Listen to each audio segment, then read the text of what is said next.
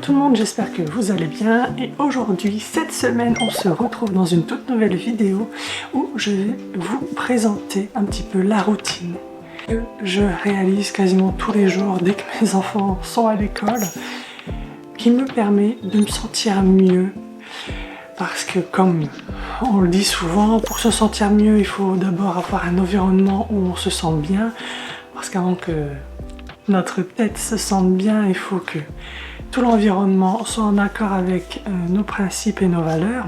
Comme chaque maison, sa vie. J'ai des enfants. À ma maison, c'est n'importe quoi. Donc le rangement... Voilà, hein, on va pas se mentir.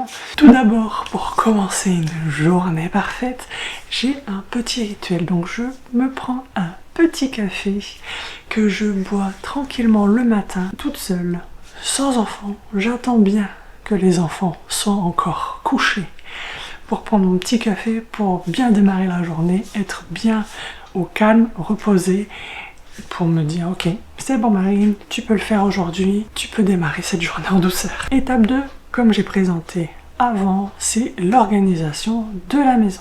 Je commence tout d'abord par nettoyer la cuisine.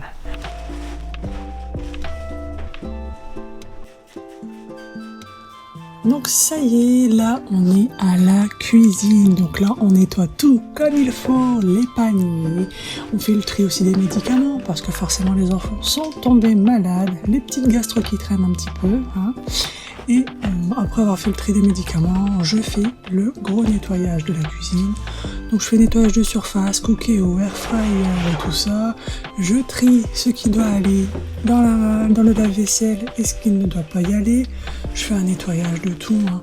Le tri des câbles, tout ce qui traîne, hein. Les tri des bonbons, des bonbonnières, des trucs, des bidules qui traînent, des jouets que les enfants mettent dans la cuisine, que c'est pas leur place. Vraiment, je fais tout un rangement le matin parce que sinon après on est vite débordé. Si ça traîne, on se sent à bout et au bout du rouleau.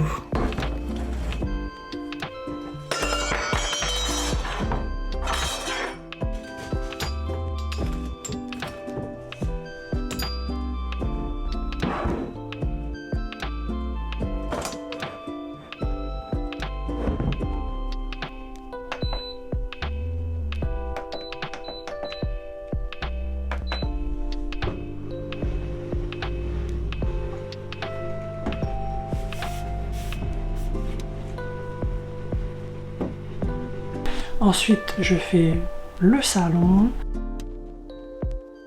Et après avoir préparé le lave-vaisselle, on s'attaque au salon.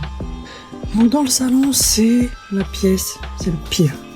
Vraiment, parce que là, c'est de l'accumulation partout, au niveau de la table, au niveau des fenêtres, au niveau des meubles aussi.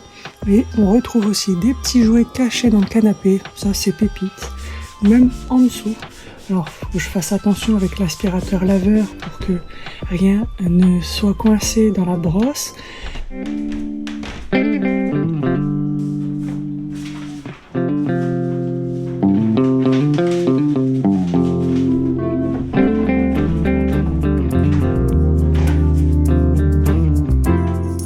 J'essaye de lancer une petite machine et après...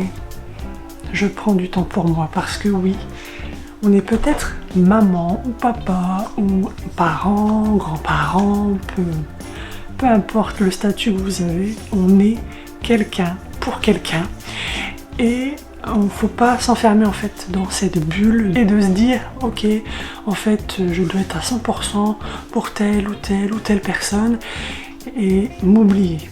En fait, c'est ce qui s'est passé avec moi, c'est que je me suis oubliée, je me suis laissée un peu emporter par ce mal-être qui m'arrivait un petit peu sur le coin de la figure et je laissais tout en plan. Que ça soit mon couple, que ça soit ma famille, je m'enfermais dans une bulle, même si c'est très dur de sortir de cette bulle. Il faut quand même essayer de se donner un coup de pied aux fesses, entre guillemets, pour sortir de sa zone de confort. Alors oui, je sais que c'est basique, que c'est des choses simples, mais c'est des choses pour moi qui ont été importantes pour m'aider à aller mieux, c'est de vraiment penser à moi. Quand je passe la porte de chez moi, je me dis ok, les problèmes du travail sont au travail. Ici, je suis chez moi, je suis dans mon cocon, je suis dans l'endroit qui me rassure le plus. Je ne laisse rien passer, pas de stress, rien du tout. Et je me réconforte avec plein de petits tips comme ça qu'on a vu tout au long de la vidéo. Et on se repose, parce que le plus important, c'est de se reposer, de souffler, de se reposer. Parce que si on n'est pas minimum reposé, c'est vrai que c'est là où ça s'enchaîne et c'est là où c'est beaucoup plus compliqué de sortir de cette période noire. Donc avant de commencer les vidéos de Noël, parce que là j'ai encore quelques petits préparatifs, quelques petits achats à faire, mon porte-monnaie ne s'en porte pas bien. Donc, la semaine prochaine, la vidéo sera axée un petit peu vlog famille, donc mon organisation, etc. Donc vous passerez une journée complète avec moi, avec mes enfants, avec voilà, ma vie, voilà. Je sais que j'avais parlé de faire des vidéos sur Noël, mais ne vous inquiétez pas, on est qu'au mois de octobre. Donc là, j'ai encore quelques petits achats à faire pour Noël et les vidéos de Noël, parce que j'ai plein de choses de prévues pour le mois de novembre, pour le mois de décembre, etc. Cette vidéo arrive enfin à sa fin.